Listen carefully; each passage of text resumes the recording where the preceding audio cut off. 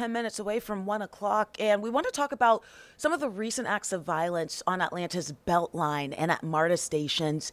They have raised concerns about public safety and about whether these seemingly random incidents are actually preventable.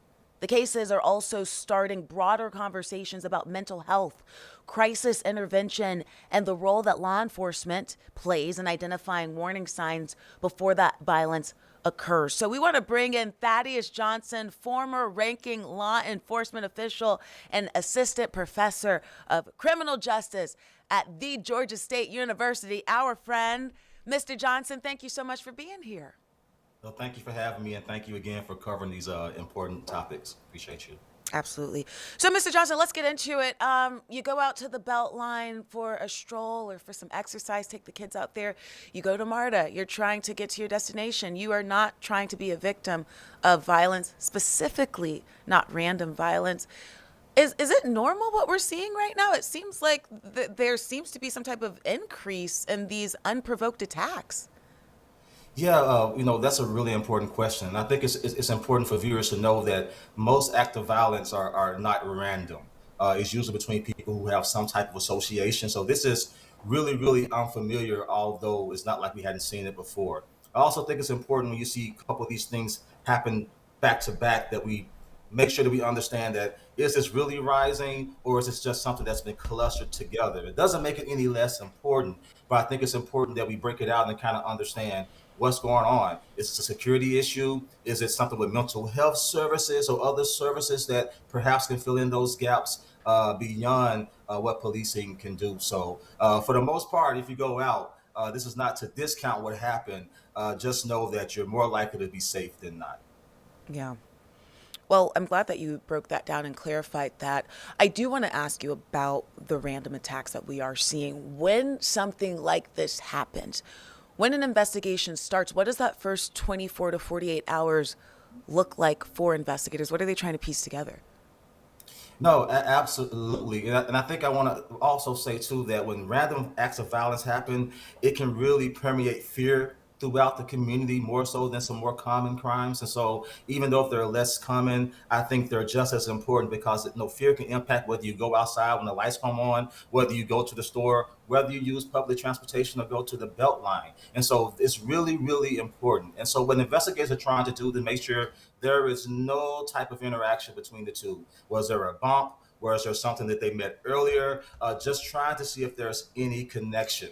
Also, trying to understand and get the motivation of the offender. Whether there are some substance abuse issues, where there are some issues and priors that perhaps the system missed. Also, perhaps are there some mental health issues that may be there. And that's not to say that all random acts of violence are perpetuated by people having mental distress or undergoing substance abuse. But I think those are where you start pointing those things out. You also want to make sure that this is a one and done and that there's not some type of network and that there's not something more nefarious and planned going on and making sure that it really is random. And of course, after that, that's just when we start making tweaks to how we do security, how we patrol. I think one of the individuals that offended actually had been diverted. So even trying to understand where was the gap at when it came to that as well. So those are just some of the things outside of investigations that they're trying to figure out as well, along with timeline, tracking the person's location. If a weapon was involved, where did they get the weapon from?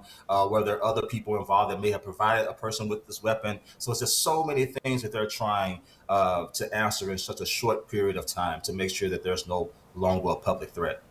Yeah, absolutely. And that is so important. I want to tap into your brain a little bit about just kind of what is going through and the difficulty it is.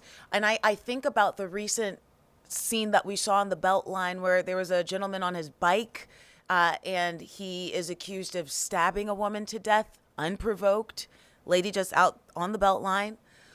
How difficult is it to prevent something like this when there is no known relationship between the attacker and the potential victim?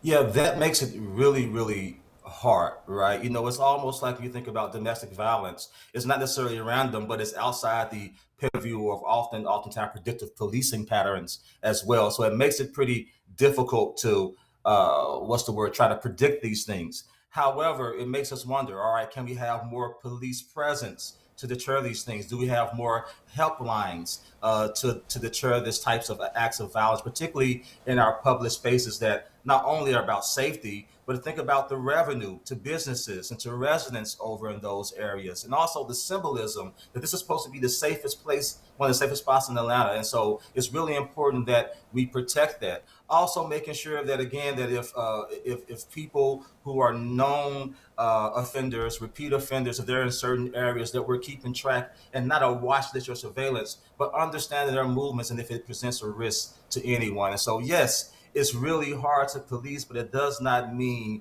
that we are powerless. The ability of surveillance. Do we have surveillance that's not just recording, but is there an active observer? So when something happens, we can act more immediately. So even if we can't stop the attack per se, first responders, paramedics can respond and provide that life-saving activity even faster. So yes, it's a little bit more difficult, but it's how we post, it's how we surveil, it's different things that we can do, resources that we put out there, safe spaces, it's things that we can do. But again, these issues are oftentimes much bigger than policing and really involves all the other systems as well.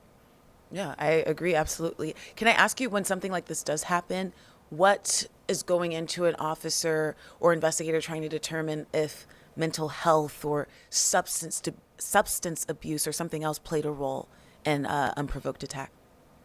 I think that's really important. And, when we have to wrestle with not necessarily saying that mental health, substance abuse cause these issues, but I think it's natural and it's smart to kind of go back and see what's something permeating, what's something going on. So mental health can be part of the case, but especially somebody's in crisis, unstable, unhoused, or using substances, or repeatedly come into contact with police, but it does not explain. But it asks us, makes these questions like, did the system have earlier opportunities to intervene? Were those interventions strong enough? Was there a real follow up? And even if you hear about the case of someone being diverted, we cannot act like diversion is a cure all. The real question is, are we connecting people and are we making sure that we're keeping them safe so we can keep our communities safe? So that's a really a big question that we have to do and focus on, but we also don't want to criminalize a broad swath of people because we know that mental health and substance abuse is not the overarching driver when it comes to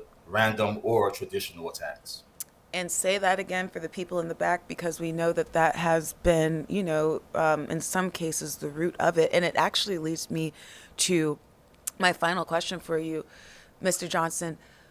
What does that look like? Like, where is that line crossed or not crossed when an officer sees someone exhibiting behaviors that could be concerning but does not want to, escalate or cause a result? And I'll just say it plain, that ends up in somebody potentially losing their life. And when in reality, they just needed help. Yeah, absolutely. And it's really hard, if I may, and I promise to be quick, because I remember being a police officer in Memphis, a young officer, and we didn't have really the facilities. We had a hospital, and we had to sit there and diagnose on the street whether this person was a harmer themselves, or did they look to be under the influence and these things beyond my pay grade and beyond the purview of my training. And so that makes it really hard. Even the training for officers, de escalation, 8 hours a year is not going to make you a professional in that or an expert in that space. And so I think it's important to have a system around officers. I think you cannot have any mental health or social services professionals come on any scene if it's not safe, if the scene is still hot. So an officer can approach, make sure that it's safe, and not use PAD and other services that Atlanta has and mobile crisis units. Grady has a unit. Use these things to try to usher them into a better pathway of help, as opposed to acting like the jailhouse is a mental health institution, because it's not. So we have to be really careful. We have to respect them, but also make sure that the scene is clear, that things are safe, they don't have a weapon, and that we can get the resources for them. And now, mind you, many times people will refuse to get help, and it kind of ties the hands of the officers, but there should still be some type of handout, intel sharing, and quote unquote constitutional surveillance and observing of people that we have concerns about.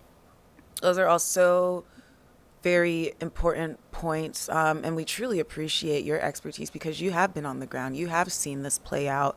And it's a message that I hope echoes to those watching now and those who will be watching this later that, help is needed. Not everybody is trained to help in every situation, but at the same time, police have to make sure that everybody is safe there. Dr. Thaddeus Johnson, thank you so much for coming on. I'm sure we will be seeing you very, very soon. Take care. God bless.